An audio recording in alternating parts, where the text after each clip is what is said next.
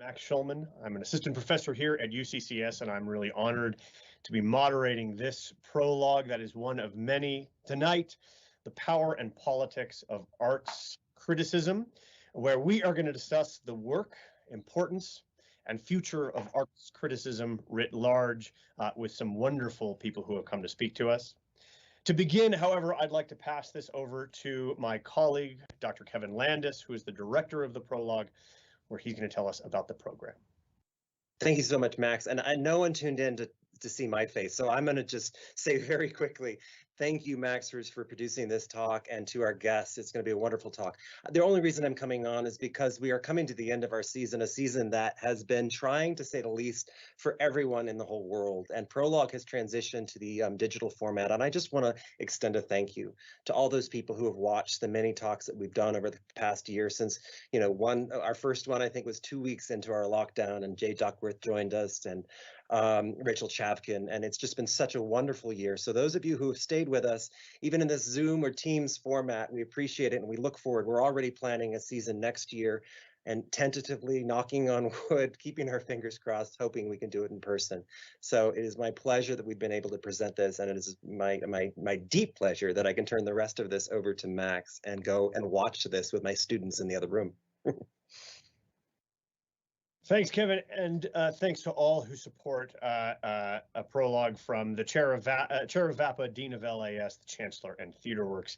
So I wanted to do a Critic's prologue for a while. What I did not expect is the caliber of the people that we would get here. That we have heavy hitters joining us tonight, and you can see two of them. First, in no particular order, I'd like to introduce Diep Tran. Is a New York-based journalist, editor, and critic. She was the features editor at Broadway.com and the senior editor of American Theater. Her writing has appeared in the New York Times, NBC, Playbill, CNN, Time Out New York, Backstage, and Salon, among other publications. She's also, and I hope we get to talk about this today, deeply involved with community engagement among the Vietnamese American community, I know, especially in New York. Diep has written not just on the theater, but we can talk to her about TV, film, and culture. I'd also like to introduce Maya Phillips, the other person we have. Hi, Diep. Hi. Sorry. Maya Phillips is a critic at large, which, what a great title, at the New York Times, where she writes on essentially everything. And I'm having a lot of trouble, Maya, keeping up with you these days. You seem to have an article every day, where she writes on TV, film, visual art, a lot about superheroes. Though the theater, as you've said, when it's in operation, is kind of your wheelhouse. It's your primary beat. She's also a published poet, and I hope we can talk about that work as well today. So welcome, Maya. Thank you for being here. Thanks for having me. First, let me say, for everybody watching on YouTube, please send questions our way. You can type them below in the chat box, and they'll get forwarded to me, and we can definitely talk about them, and I'm excited to do that. I wanted to ask Maya and Diep just to start simply by asking what you think the job of an arts critic, an arts journalist is when you think about your job.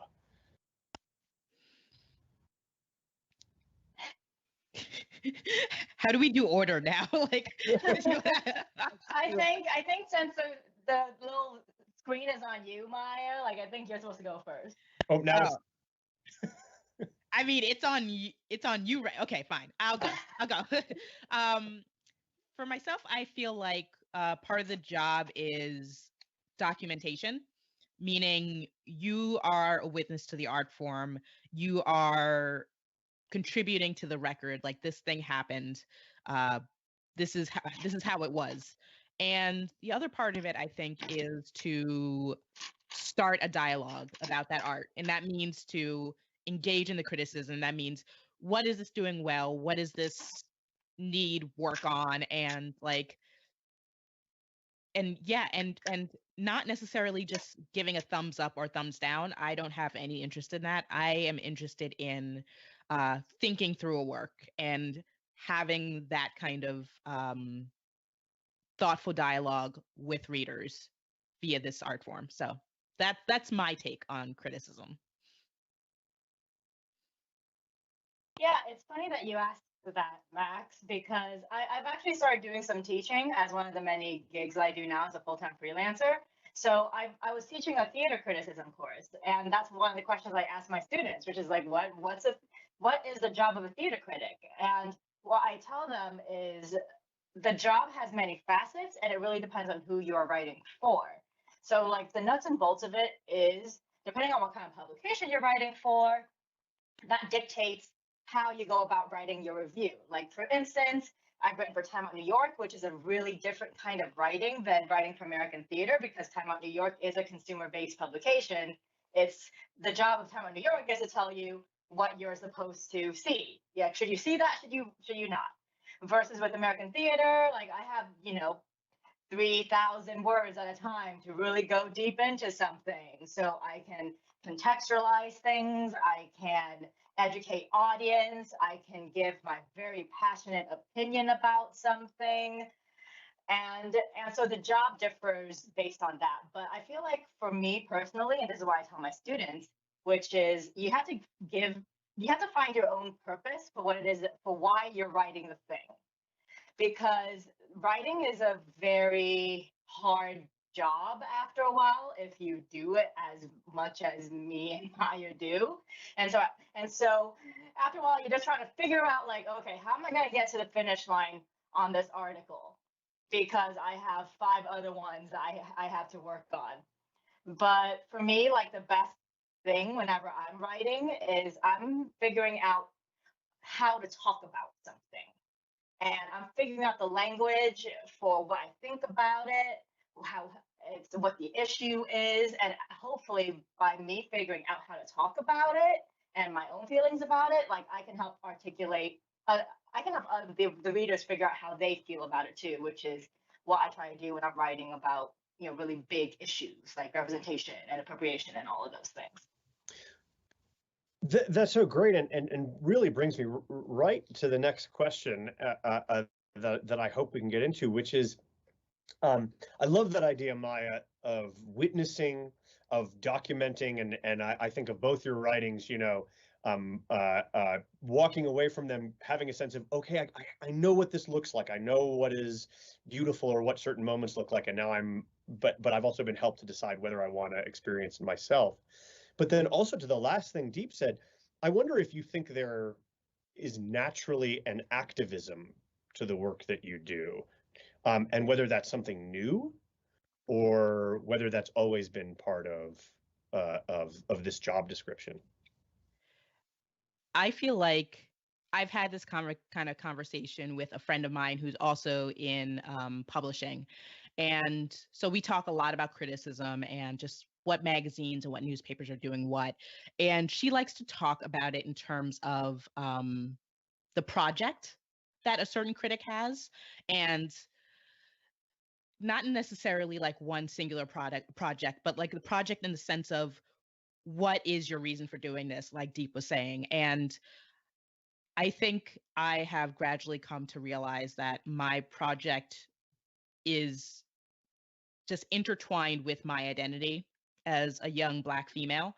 And with the state of the world right now, like it just automatically, that's what comes to mind. Like I can't divorce myself from that. And I'm not interested in divorcing myself from that. So a lot of my work does very much speak to that experience, and it responds to the world in that way, and which I also think is important because like there's no such thing as the objective critic. Like you're always bringing your experience to that. So I like to be transparent about that, and like automatically my politics are going to bleed through a little, even though like it's tricky with the times in terms of like navigating that line between like what is opinion and what is criticism. But yeah, with me, that that just dictates what kind of pieces I go for. That dictates how I approach them. And that's definitely been how I define myself as a critic now. Yeah, I think I'm the same way in that I didn't really set out to be an activist in this space. It just kind of gradually happened based on my lived experience as a young Asian woman in this very white, predominantly white field, and realizing, oh, I don't like the same things that my colleague likes. And why is that? And I'm noticing these things and no one else is noticing them. Like, I'm noticing that a lot of white people like to play Asian people on stage and no one likes to talk about how that's a problem. Maybe someone should talk about that. And then after a while, I realized, oh, I'm the person who's going to talk about it because no one else they can't see it. You know, it's kind of like Donald Rumsfeld was like, the known unknowns. Like you can't. It's not a bad thing to be of any particular background, but I think we have to know like where our shortcomings are and what we may not be able to, well, what we may not be qualified to talk about, what we may not be experienced enough to talk about, what we may not have read enough about, or are not culturally competent enough to talk about. And so for me, like the more I started writing about the things that interest me personally, it just naturally became an activist kind of space because I was asking for something that the American theater was not providing. And somehow that became activist. But for me, I always thought of it very practically, like if you want more people to come to your theater, you should really you should really make sure what's on stage looks like that. That seems like a very practical thing to me. And so I don't consider that activist, but somehow that just became part of the job. But I think also all critics are activists in terms of like we're advocating for the art form, an art form that is very it looks from the outside, it looks like it caters to a very particular well-to-do, wealthy demographic. And for me, I'm advocating for it as something that can tell you about your own life, can illuminate something about the human condition, about you, about your neighbors, about all of us. And it has something valuable to say in this very digital time. And that's also part of it as well. I think like a good critic, like Roger Ebert was one of my favorite critics because even when he didn't like a movie, you knew he loved movies. Like this was the best thing like he could be doing with his life was just to watch movies all day long. And so, I think the best critics really like make you feel their passion for the art form and make you want to see what it is that they're seeing. You're raising so many things that I want to talk about, and that's so great. Diep, I'm just going to follow up asking you to speak about a recent article that you just published, where you discuss the history and the present practice of representing Asians and Asian Americans in U.S. theater. You sort of made reference to it, and you were saying that you're coming at it from a practical standpoint, but you're also coming at it from a really systematic standpoint, because in that article you go from the history of representation all the way to inside the rehearsal room, and what that experience is. So I'm wondering if you can talk a little bit about how that article came to be, or what the response has been, or what you took away from the process of writing it. Yeah, I think, and it's funny, like I think it's one of those things where like I'm at a time in my life where I've done a lot of work on myself, on building up my own knowledge, on building up my own language for being able to talk about these issues, because it's one of those things where like I could have written this like 10 years ago because I just didn't have the language to talk about it 10 years ago. And so that's one aspect of it. I think where that article came from, and it was published in American Theater, was like right after the shooting in Atlanta. Actually, I guess I should go back to just like there's like a complicated question about how it came about, which is like, yes, the shooting in Atlanta, which kind of made visible the very particular issues that Asian Americans face in this country. But at the same time, I saw resonances to things that I've talked about before in previous works, which is how Asians are portrayed on stage in terms of stereotypes, in terms of not having ownership over our own stories, in terms of always being relegated as a sidekick. And because for me, when I talk about representation, I talk about it as this is a way that when you portray like a certain demographic a certain way, and it's the only way that they are ever portrayed, that means that those are how stereotypes are created, and that means that it affects how that demographic is treated within the wider culture. So like representation then becomes like a source of power for the dominant culture to, to release any narratives it wants about people from marginalized demographics. And so I was noticing that a lot of theaters in the days after Atlanta talking about, how much they support Asian Americans, but then not really interrogating that, okay, well, when was the last time you produced an Asian artist on your main stage? Like, when was the last time like you casted an Asian actor in the lead role where he wasn't like where it was just about him as a human being instead of like, oh, this character has to be Asian, so therefore we will cast an Asian. And so it was that, and it was also like for me when I'm researching a piece, even when it's an opinion piece, like I like to talk through it with people, because when it comes to these activist conversations and these conversations about representation and history, like we're not reinventing the wheel here. Like someone has talked about it before, and the thing is, when you come from marginalized spaces, those conversations have never been amplified. And so like I want to make sure when I'm writing to amplify like voices that haven't been heard, or like the tensions that people have been feeling that they haven't been able to talk through it with someone. And I want, because I have a platform, and it's better for all of us if that platform was shared widely.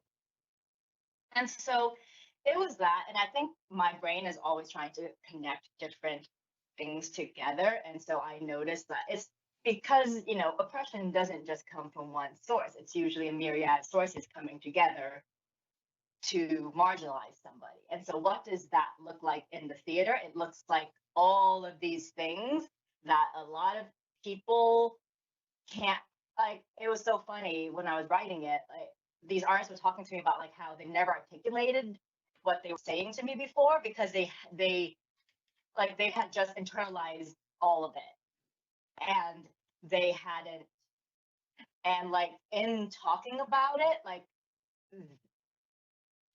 they brought to light these issues that are rarely talked about because people don't think that it's a problem, because they think it's just one instance, and really when you add all those instances up together, it becomes this, that's how it becomes systemic. And so what's been really fascinating about the article was I put in quotes from different artists I talked to talking about their own issues, and then I had other artists contacting me and posting on social media saying, finally I have a way to talk about what's happened to me. And I thought I was alone. I thought I had never been able to talk about it before, but I found the language to articulate it. And I think that's one of the most valuable things for me when I write these kind of activist pieces, is to just, not just to bring awareness to the issue, but just allow people to process, to be seen, and to process some of their own tensions in their lives that they haven't been able to talk about because they didn't know how to. And I think that's the job of a great job of a critic, is to help you work through your own feelings about something, because how many times have we seen something and we're always like, oh, I don't know how I felt about that, but maybe if I read someone else's writing about it, then it'll help me figure out what it is I'm feeling, because not all of us are writers and who spend time trying to verbalize our inner lives. It's almost a different, it's a related form of what Maya was talking about to begin with simply this act of witnessing, right? It seems like those artists you're talking, it's like you were bearing witness to something that maybe hadn't been voiced before. So I think that's so powerful. And I remember reading that article, and you ended by simply saying that you are tired of solidarity statements, and that in some ways that's a bold thing to end an article with in this moment, where that seems to be, I think, as you say, a fallback of so many arts organizations, right? The solidarity statement. Maya, almost connected directly to this. You had an article that I so enjoyed in the New York Times, where you were responding to the recent shootings in Georgia and of course Colorado, where I am and where many of our listeners and viewers will be. And you brought yourself into it in this lovely way. You were talking about your own night, your own sort of momentary experience, and kind of grappling with what I maybe, am I using the right term when I would say feelings of impotence as a critic, and what your position in reference to these moments were. Could you talk a little bit about maybe that article, and where do you ultimately, it's interesting reading the article, do you ultimately land on a place where you feel like you're making an impact, or where do you feel in regards to that, especially these larger questions? Yeah, it's tricky. I mean, for in that case, I feel like it was very selfish of me. Like I had a selfish intention there, that I felt, yeah, I felt impotent, I felt helpless. I was like, what do I do with all of this? Like because obviously, we have art, it's meant to reflect life, it's meant to kind of bring us our humanity, but it feels like that pales in comparison to when you see these things happening. Like even today, like what was happening in the news, like, we had another Black death, we had another shooting. Like it's just heartbreaking. um and let's just, like, how do you navigate those things happening in your head when you're sitting down looking at a piece of art, especially when most of the art you're looking at is going to be full of like white people. Like let's, you know I mean, it's there's this disconnect there. And so I just felt so down that I had to speak to that and speak to that experience. And it's again, it's tricky. Like we are limited in what we can say um at the times. And it's like it's such a weird line like I'm still trying to figure it out, honestly. And so, like, Mm. when it comes to like legislation or something, it's not really easy for me to say something about that. Like if it's arts legislation, I think that's a little different. But like in terms of, let's say, Mm. gun control or something like that, or voting rights, like that gets a little trickier. And so part of that is me just trying to figure out ways of talking about it in that can help me and hopefully help other people, that don't basically get me in trouble with the bosses. Unfortunately. And I don't know where I land at the end of it. Yeah. Like honestly, I'm kind of having the similar feeling today. It's like I wrote that piece, but these things are always going to keep happening. And I I can try to keep writing pieces, but like there's a limit there. It's Yeah. I think the best I can do is just like do my job as well as I can, and hopefully just the way, like we were talking about earlier, like my hope that my lens and my interest and like just my awareness of what's happening in the world can filter through in these reviews and help people in some way, whether it's like console them or enlighten them or something. Like because that's always where my brain's going to go now, because it's just, you can't escape it. It's just our world is so messed up. Our country is so messed up. So that's always going to come in through my work. Um, it's fascinating too, to another point that both of you brought up, which is about you seem to both be talking about like what is your responsibility, right? So we have this job, but then there's also this responsibility, and what is the goal to what are the things that you owe to either your community, and it's so interesting to look back. Diep, you talked about kind of researching, looking back, and that people haven't been saying these things, but one of the things I'm always struck by, because my wheelhouse is theater history. You know, I study periods like the Harlem Renaissance, and you have people like W.E.B. Du Bois saying things in the 1910s, saying things like, "We need critics who actually understand our culture to be able to talk about the thing that we're producing." Um, uh, and it's so interesting to see that that battle is still going on. Do you are there things that this is sort of a two-part question, but I'm wondering, are there things that beyond your bosses, Maya, that intimidate you when you're writing about, that you feel, you know, are there times when you push yourself out of your comfort zone and say, I'm going to write about this thing, this is going to be a hot button, and maybe not just a social thing. I'm even talking about major works of art. Like Maya, you wrote about the recent Dorian Gray film, and all I could think about was the library's worth of scholarship on Dorian Gray, and how if somebody told me to review it, I feel like I would be hamstrung thinking about, you know, the volumes that I should have to know about before I write about this thing. So do you ever feel intimidated either by the content of a piece or simply by what the piece is addressing? All the time. Yeah, it's really actually I didn't feel that weird about Dorian Gray because Uh-huh. it's just literature is such a safe zone for me because I have I have 2 literature degrees. So Yeah. as soon as we get to like books, I'm like, ooh, let's talk about it.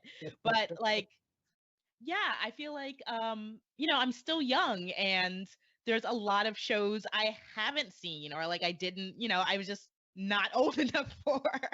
So I get self-conscious of that. And just like in all these genres, yeah, there's such a long, extensive history. It can be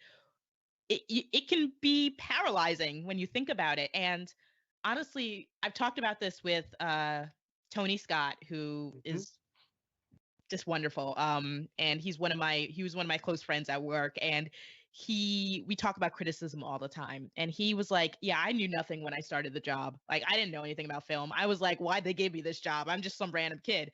Thank goodness Twitter wasn't around." Yeah. And I find that hilarious. But it's like he's like, "Yeah, you just learn on the job," and that's what I'm constantly trying to do. If there's like a playwright who comes up who I'm not super familiar with, if there's like a time period, like I just bought a crap load of theater books just so I could study up. And I'm yeah, exactly. I'm just like constantly trying to educate myself as I go and trust that my critical faculty will be enough to get something new and interesting in that review. Like, so we're always going to have Shakespeare. We're going to have a million Macbeths. Like, every time it's something new, every production is different. And I think that's part of what's exciting, that I have to be like, okay, everyone's written about this. Mhm. What's some angle I can take? What's some tiny little thing I can expand on in my mind? Um, so that's what I do. I mean, hopefully I just hope it works out usually. Yeah, but my sorry, Deep. Have you run into those moments where you think, oh my God, there's no way I can write about this, or this is something too big, or just a major figure? You seem fearless. Well, the thing is, I'm very lucky in my career that I don't have to do what Maya does, which is review everything, no matter what, no matter how I feel about it. Like Huh. I'm because I've also because a good amount of my job has been editing other people's work. That means I can't write about everything. There's just there's not enough, you know, hours in the day to Right. see everything in New York City. Like I average 250 shows a year. I still don't see everything in New York City. But there have been times where I think it's also aesthetics, Mm. where like for me, it's like the experimental, like avant-garde, like Wooster Group-esque works where, or even when it's like, or even when it's dance or certain kinds of, or opera, where I don't know how to talk about this, and I'm not entirely sure if it's just because I don't know enough about it, I haven't seen enough, or I just don't have the base of knowledge to be able to talk about it intelligently. Thank God I don't have to review this show. Thank God there's someone like Helen Shaw who lives and breathes experimental theater, and she knows how to talk about it.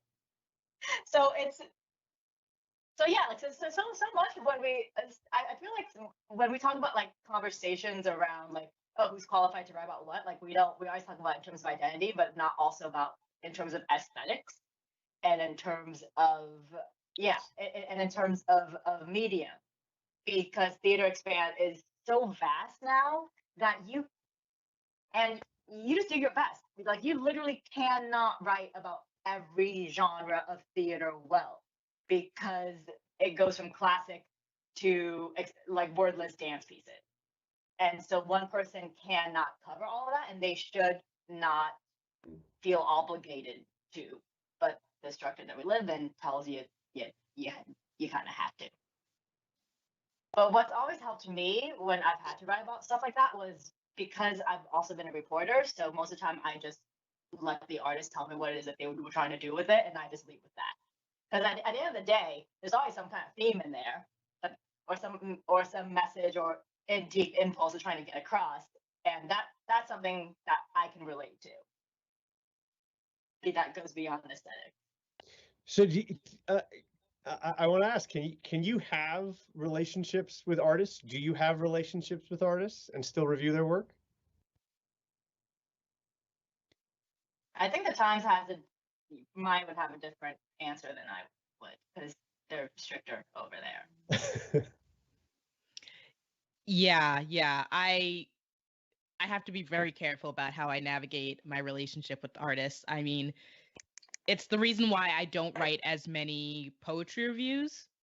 Obviously, I have a very strong poetry background. I am a poet, but there's a lot of poets who I know. Like I'm a member of that community, so I have to be. It really limits my options in terms of what I can write about. And with theater, thankfully, I don't know if it's thankfully, like it would be cool to be a part of the community in that way as a creator, but like, I don't have that same relationship to the form. Like obviously there are playwrights I've met and whatnot, but I have to kind of keep my distance and be careful with that, because the Times is very strict about, they're very kind of old school traditional journalism rules about how we interact with each other. Yeah. Do you think you could, I mean, as you said, being objective is almost impossible. Do you think you could be objective, or is it just simply, I mean, or let me complicate that. What do you think there's a potential there? You hear stories about the 1940s and 1950s that people like the New York Times critics would even occasionally be in rehearsals. They'd be really engaged with the artists.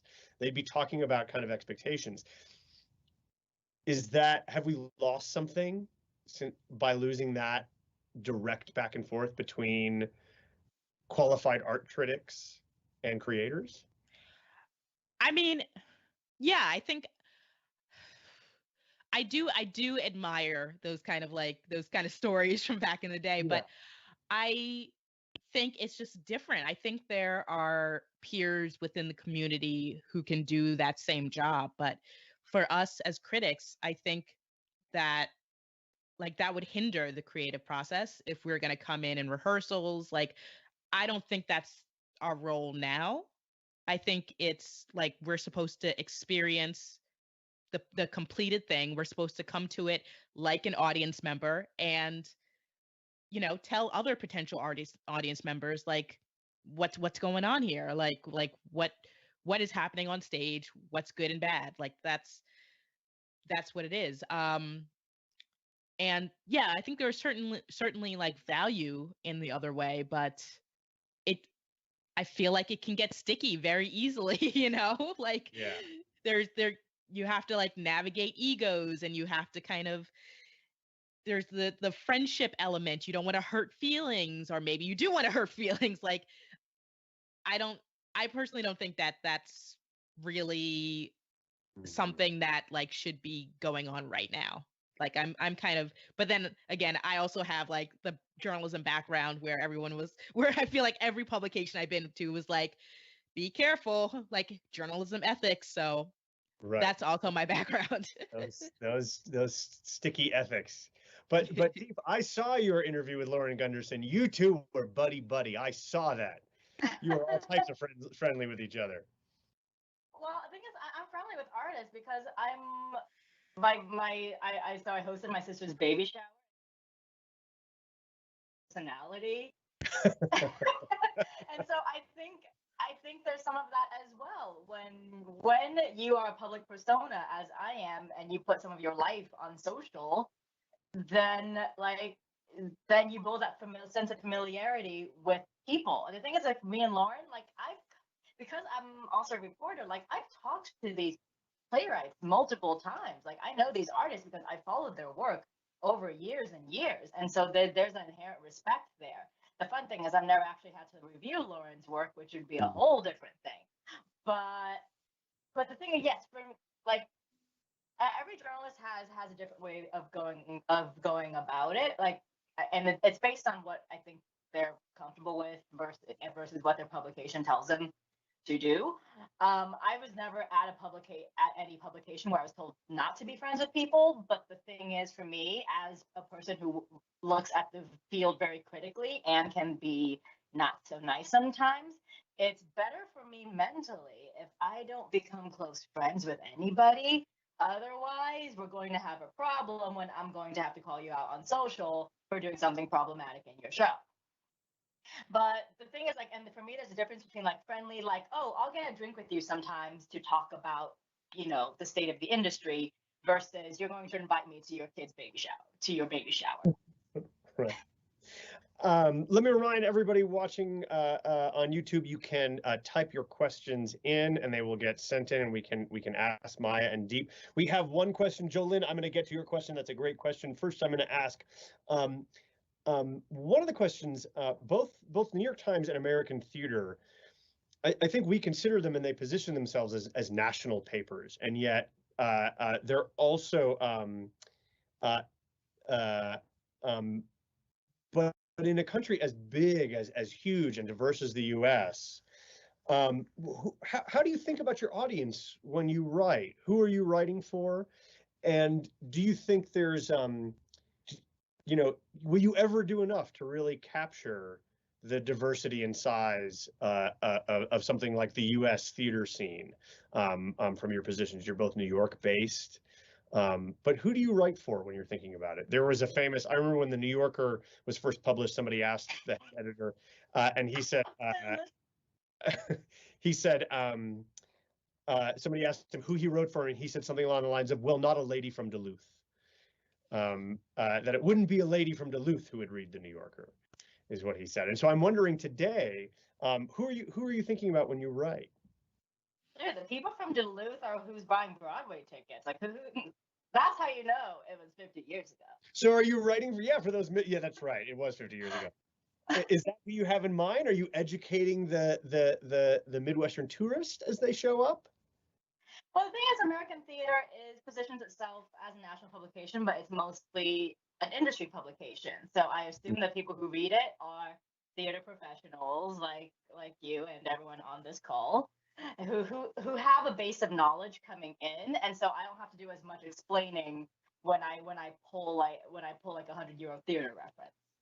Right. Or when I talk about very specific issues in the field, such as the issues of like artistic transitioning from like an all white generation to a more diverse generation, or like, oh, what does it mean that all theater is now site specific and everyone can move around? What does that mean practically? Or artists, or like, issues of pay equity. Like the only people who are interested in those are like real theater nerds. Mm-hmm. But like every so often there are, and I know that regular people start, when I get meaner comments, that's how I know that one of my pieces has gone beyond the theater space to just the mainstream space. But by that, I mean, like, when I write about issues of identity, like, it's one of those issues where it's not just a theater issue, it's a wider entertainment industry issue, it's a wider, American issue. So therefore, like, when I wrote my Miss Saigon piece, that got picked up in outlets outside of the theater scene, which meant the barrage of hateful comments increased 10 times exponentially. That's the unfortunate thing. But that means, like, I hit on something deeper than just an industry specific issue. So is that, because I also want to ask what happens when you get that kind of backlash? Is it like I struck oil, or how does that affect you? Does that bother you? It really, when people start calling you filth, it really does, it does a weird thing to your brain. So, which is why after I just told other people to moderate the comments, like, I could not look at that anymore. Maya, double question: who do you write for when you're thinking about who's in your mind as your audience from the New York Times, and then also how do you respond to comments if and when you get them, or simply what do they do to you?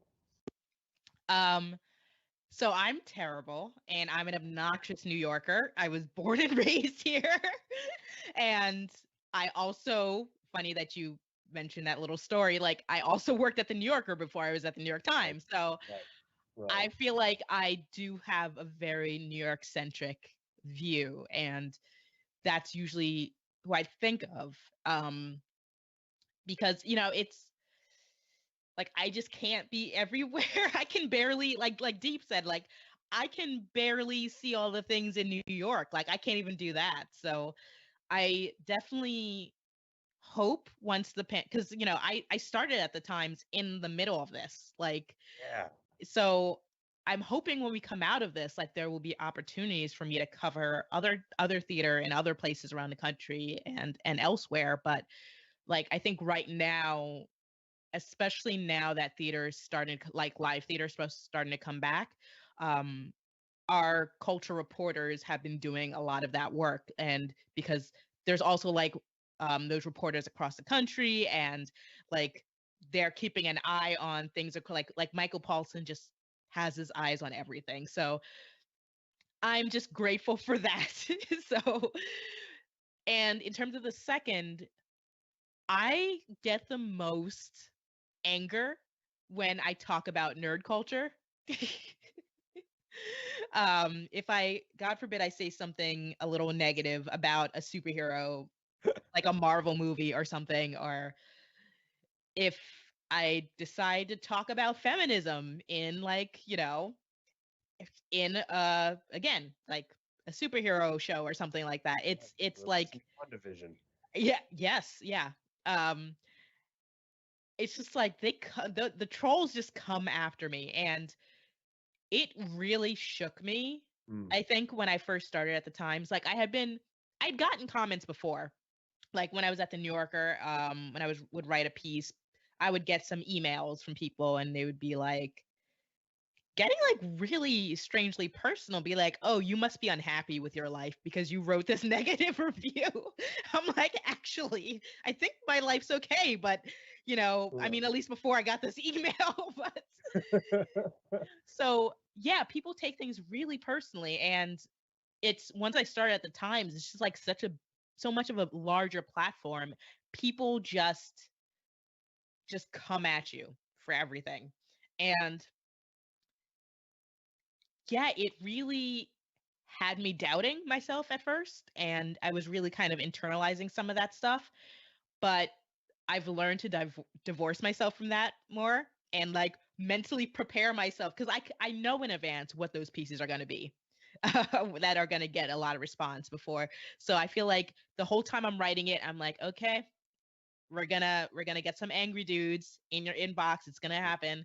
Angry dudes on Twitter. It's gonna happen. And most of what I pay attention to is, like, the people who are actually polite. They disagree with me, but they're polite, and they said, well, what about this point? Or what about this? I am so good with that. I like that. I'm like, okay, I don't agree, or like, oh, that is a valid point. Like, I'll think about that for next time. But now I've just kind of learned to try to cancel out the trolls as much as I can. The ones who just say I'm a bad, miserable person because I An unhappy person. yes. Yeah. We don't think about that, right? I mean, we do. We think about the effect on the artist. We think about the vulnerability of the artist. But I think especially today, with with with social media and the comment, the anonymous comment section, right? That there's a vulnerability of the critic as well, as they attempt to raise the bar, or they attempt to criticize.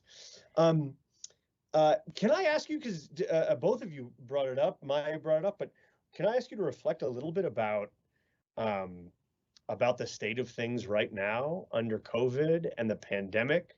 Can we see what's coming next, or are we still in the forest? And maybe what the pandemic has been like in your view, what the pandemic has done to the arts in the moment?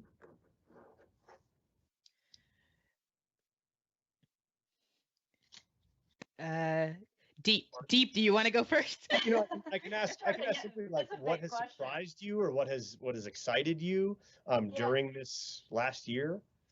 Yeah, that's like it's a multifaceted question. Oh, sure.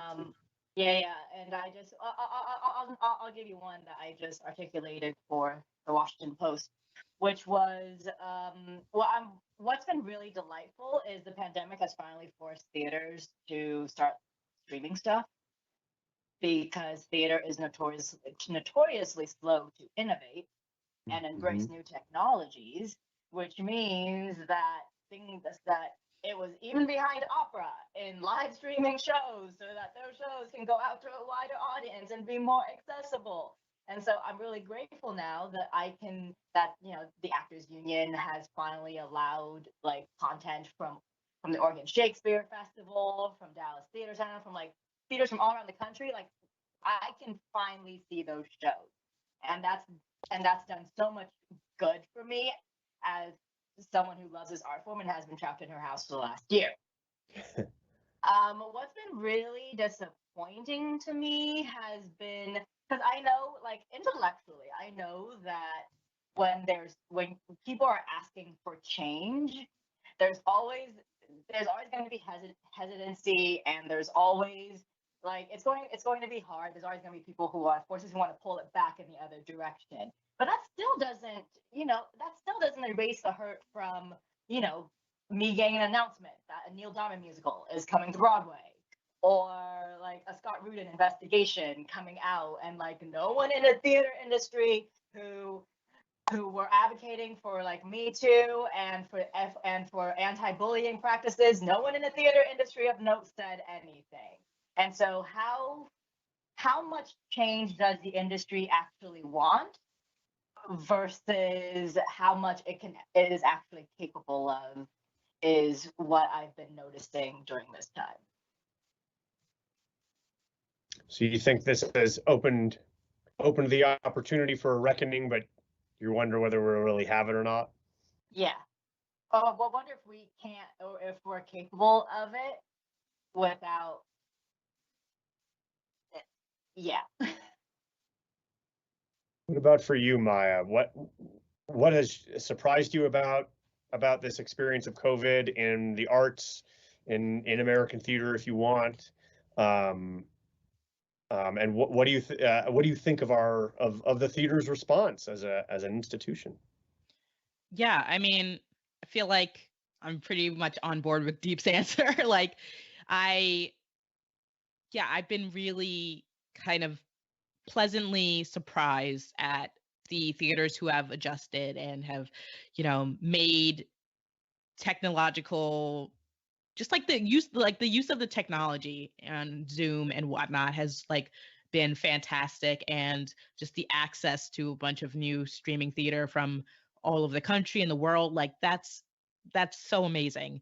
And like obviously there have been a lot of statements about changes that'll happen, like, as Diep mentioned. And we're seeing some of those, with some of the theaters who have announced their new seasons, but I'm still not confident that it's not just like a cosmetic change that, we have the one person of like the one play, the one like black play or something. And like a lot of theaters are like proclaiming like, here's our black play or like, here's our new thing that's coming. But then I'm like, oh, but what about the other racial groups? like Diep was saying, like what about more Asian theater, and what about like Hispanic theater, and like also what about the administrations? And I feel like it's going to be a slow change if the momentum is actually kept up. And I'm really curious, honestly, to see how Broadway comes back, because obviously Broadway is, there are plans, like a lot of theaters have already announced, tickets being on sale and when they're going to put things up, the celebrities who are going to be involved. But, I don't know what the audiences are going to look like. I don't know how full the seats will be. Especially because with the pandemic, like a lot of those theater audiences were older folks. It's like it's a art form with an older demographic. So I can imagine it taking longer for those audiences to come back. And like what happens with pricing, because if people aren't coming back as much, like how are how are these places going to pay for their shows?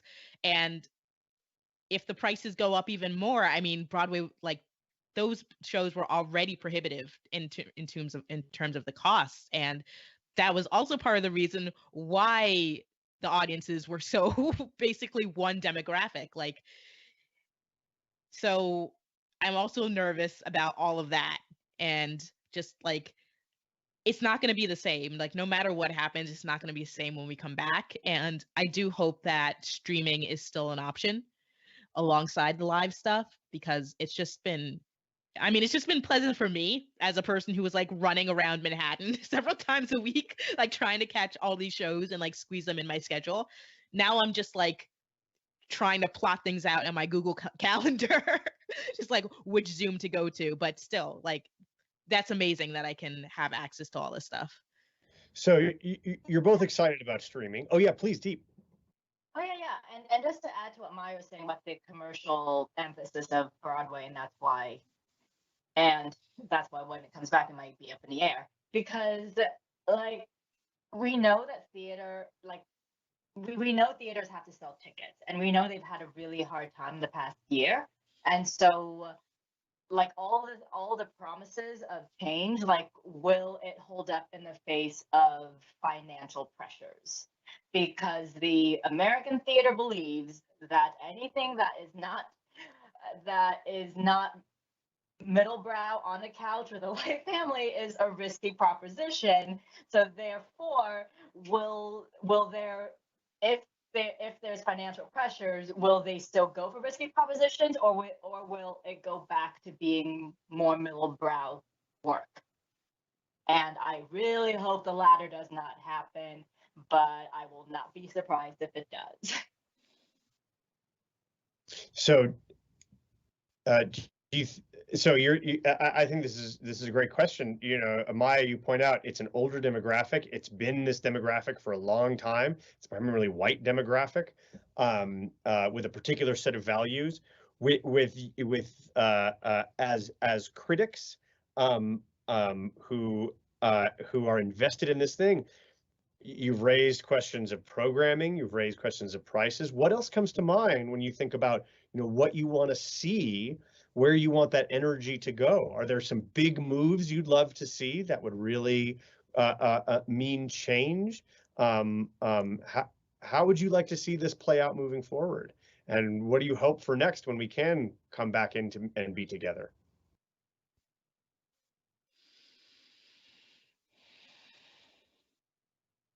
I think this will be because like it makes me think about Broadway in like the 60s and 70s when it was mostly programming to New Yorkers. And so the programming was like compared to today, the programming was innovative.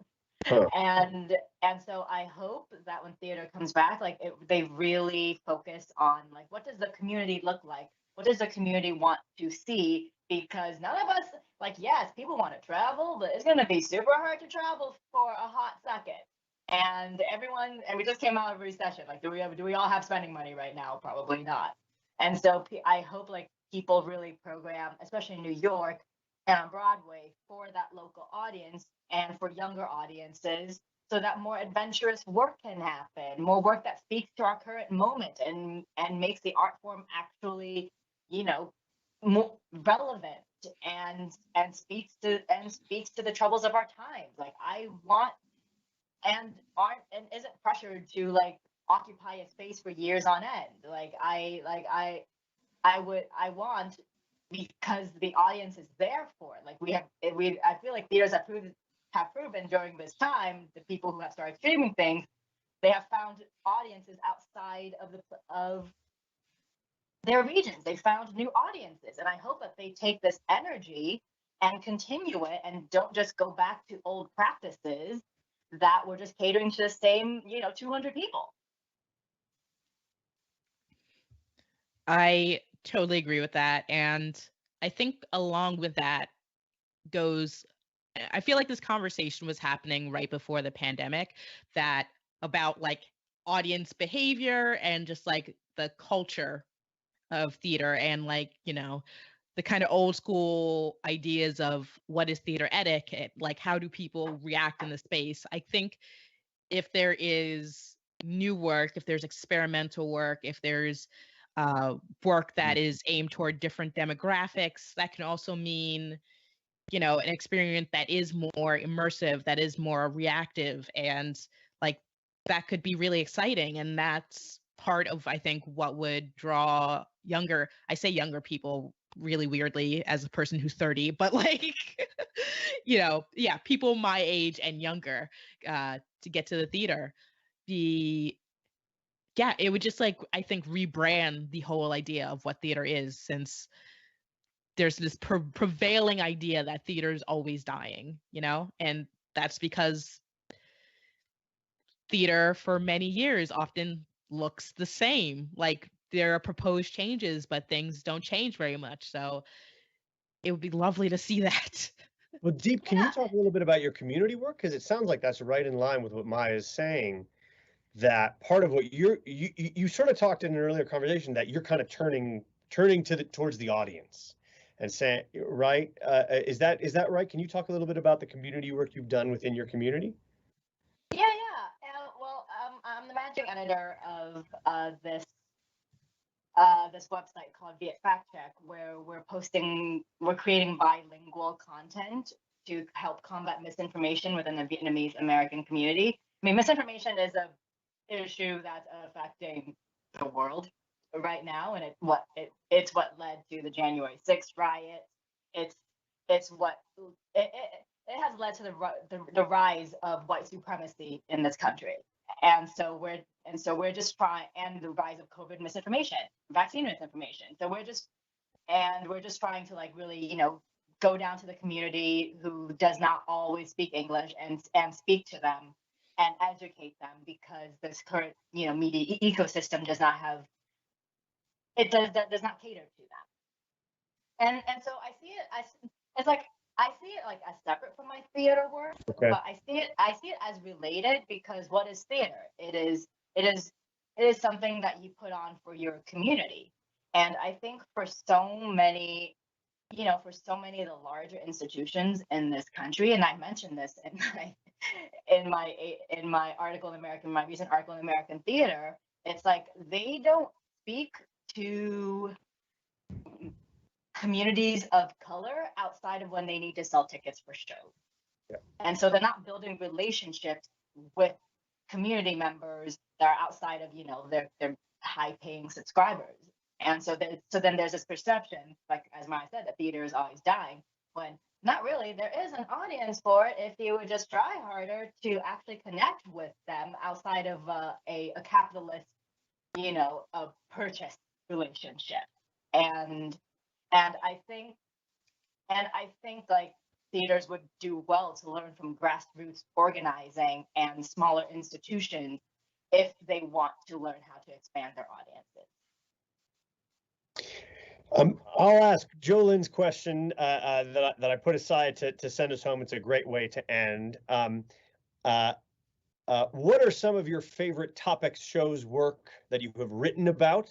And maybe I'll add on to that. What are you crazy about right now that we all have to mark our calendars for or run out and get tickets for? Oh my gosh. This question is so ridiculous. I'm literally like pulling up my my like byline so I can remember all the stuff. I think. Wait, are we talking just theater right now, or is this? You should anything in the world. What is Maya's recommendations for what we have got to get into? Oh my gosh. People, the theaters, the artists, the musicians, the poets. Who are you crazy about right now that we all need to know, in your professional opinion? Okay. So I just watched Romeo and Juliet that's coming out on PBS with Josh O'Connor from The Crown. That's very good. Okay. I recommend that. There is I reviewed Blindness, which just opened in New York, which if you're comfortable going, I think it's Colorado, of course. People are getting vaccinated. Yeah.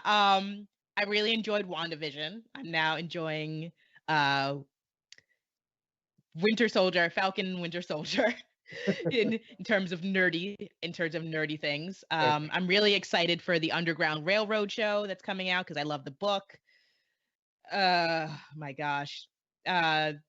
There's a musical that I'm writing a review on right now, The Last 5 Years. It's a new production, and that review will be out this week, but I also think that's worth seeing, and that's digital. So, I'm just going to pass it on to Diep because I feel like I could go on for days. You got the classics, you got WandaVision, you covered bases. Oh my God, I don't even know. It's not like I haven't been consuming content. It's just like, it's kind of like what had just happened with Maya, where it's like, you're asking me to recommend stuff. Like, it's like, there's too much stuff in my brain. I can't. Can you tell us who process. are there companies, playwrights, or directors that you just think are crazy about that maybe are off the radar? Yeah. So if anyone saw Circle Jerk, that show by Fake Friends, which is they're coming out with a new show inspired that they did before pre-pandemic, but they're doing it again. And I'm looking it up right now because I don't remember, but it's like based on Real Housewives. And the thing is, like, it's like, yes, I am young and millennial, but I do not speak millennial. It's like I don't speak in memes. But the great thing about their work is that yes, it's specific.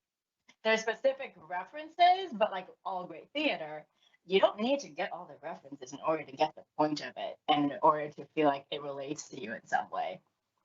So I'm like looking through my email and trying Fake to find Friends, yeah. Circle. Yeah. It has Housewives in the title. I know what you're talking about, Diep. Yeah, it has Housewives in the title. I know. I'm trying to look it up right now. My email's not working. So there's that. Woolly Mammoth it's this theater company in Washington D.C. that I love because they do new plays, experimental work, and they're doing an all digital season. Our last prologue guest, or the one before, was the artistic director. Oh, Maya. Oh, she's a bee's knees. I love her. So yeah, and like I just got a release from them saying that they're doing this new musical that was done pre-pandemic, but then it closed prematurely, and they filmed it in their space. It's called Animal Wisdom. It's by this wonderful artist named Heather Christian, and she wrote the songs and she's singing in it. So I'm really excited about that.